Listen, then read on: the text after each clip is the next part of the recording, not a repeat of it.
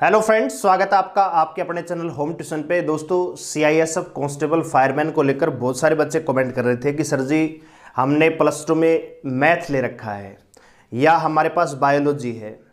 कुछ बच्चे ऐसे भी हैं कि सर जी हमने प्लस टू आर्ट से कर रखी है लेकिन आगे चल के हमने मैथ से बीएससी भी कर रखी है, तो क्या हम इस फॉर्म को भर सकते हैं? यानी फॉर्म को भरने से संबंधित जो एजुकेशन क्वालिफिकेशन है उसको लेकर बच्चे बहुत सारे कमेंट कर रहे हैं।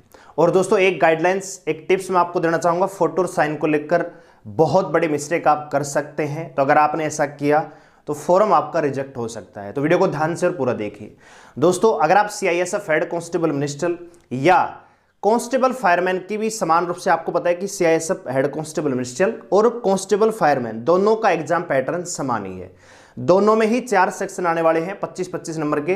तो उस लेटेस्ट पैटर्न पे हमने मॉक टेस्ट आपके लिए तैयार किए हैं जो कि आपको हमारी ऐप पर मिलेंगे। और दोस्तों, यहां पे हम आपको 25 मॉक टेस्ट देने वाले हैं। जी हां दोस्तों, सीआईएसएफ स्पेशल ये मॉक टेस्ट है।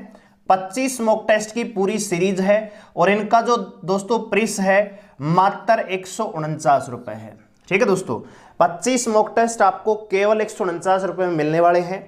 10 मॉक टेस्ट ऑलरेडी अपलोड हो चुके हैं। जब आप ऐप को डाउनलोड करेंगे वहां पर माई टेस्ट सीरीज का ऑप्शन आएगा, वहां पर आपको ये सीरीज मिल जाएगी। 149 रुपए में 25 मॉक टेस्ट हम देने वाले हैं दोस्तों। ठीक है, आपको पता है कि पेपर ऑफलाइन होगा, तो उसी प्रकार से आप ऑफलाइन अपनी ओएमआर सीट पर पेपर को अटेम्प्ट करें, स्कोर चेक कर सकते हैं। ठीक है दोस्तों, तो अगर आप भी बैच परचेज करना चाहते हैं मॉक टेस्ट को, तो ऐप को डाउनलोड कर लीजिए। ऐप का जो लिंक है डिस्क्रिप्शन में दिया हुआ है। अब बात कर लेते हैं सीआईएसएफ कांस्टेबल फायरमैन के बारे में। तो सबसे बड़ी बात यह है कि सर फॉर्म कौन भर सकता है? पहली चीज तो यह है कि आपका 12th पास होना जरूरी है। और 12th में दोस्तों एक सब्जेक्ट कंपलसरी है, वो है दोस्तों फिजिक्स। हाँ जी, 12वीं में आपके पास फिजिक्स होना जरूरी है। बहुत सारे बच्चे कह रहे थे कि सर जी प्लस टू हमने मैथ से कर रखी है, तो क्या हम फॉर्म भर सकते हैं? बिल्कुल नहीं भर सकते। आपके पास एक सब्जेक्ट कंपलसरी है फिजिक्स।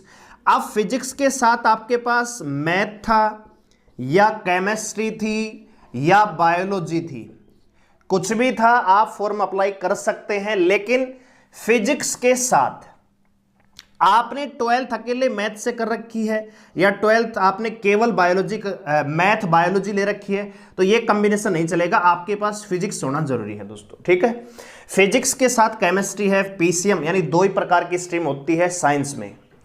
12th में 2 प्रकार की स्ट्रीम होती है, एक होता है मेडिकल और एक होता है नॉन मेडिकल।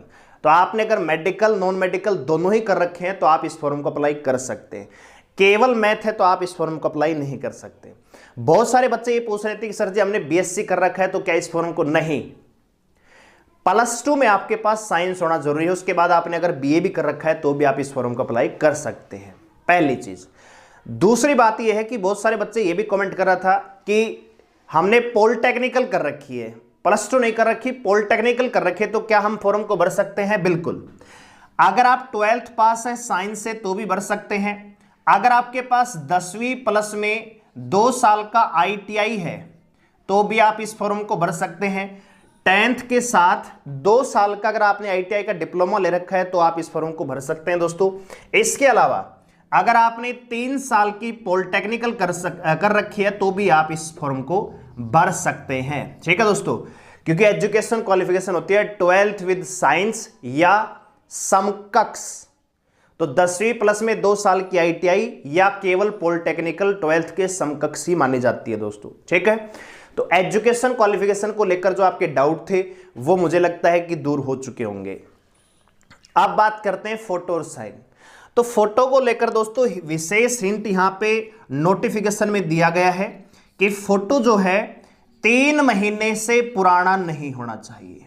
ठीक है, अगर 3 महीने से ज्यादा आपका फोटो है, पुराना है, तो फॉर्म आपका रिजेक्ट हो जाएगा। दूसरा, आपकी फोटो पर डेट ऑफ प्रेजेंट, जिस दिन आपने फोटो खिंचवाई थी, वो मेंशन होना जरूरी है। अगर आपने डेट नहीं लिखी तो भी आपका फॉर्म रिजेक्ट होना तय है दोस्तों। ठीक है, तो फोटो आपकी लेटेस्ट होनी चाहिए और उस पर डेट ऑफ प्रेजेंट का होना जरूरी है। दूसरा, यहां पे विशेष हिंट साइन को लेकर है, सिग्नेचर को लेकर है दोस्तों। सिग्नेचर आपका साफ सुथरा होना चाहिए, क्लियर दिखना चाहिए, ठीक है, ब्लर नहीं होना चाहिए। फोटो भी आपकी ब्लर नहीं होनी चाहिए, बिल्कुल क्लियर फोटो, विदाउट चश्मा, गिला, जो टोपी वगैरह फालतू के अड़ंगे नहीं होने चाहिए, केवल क्लियर फोटो। या तो ब्लू ब्लैक बैकग्राउंड या फिर रेड बैकग्राउंड, इन दो के साथ ही फोटो एक्सेप्ट होगी, नहीं तो रिजेक्ट हो जाएगी। व्हाइट भी ले सकते हैं, ठीक है। फोटो आपकी क्लियर नजर आनी चाहिए और उस पर डेट ऑफ प्रेजेंट होना चाहिए और इसके साथ साइन भी आपका साफ सुथरा क्लियर होना चाहिए, ब्लर नहीं होना चाहिए। ब्लर होगा तो रिजेक्ट हो जाएगा, ठीक है दोस्तों। अगर आपने छोटी छोटी गलती की है तो फॉर्म को भरने में जल्दबाजी ना करें, अपनी फोटो तैयार करवाइए और उसके बाद ही फॉर्म आप फिल कीजिए दोस्तों, ठीक है।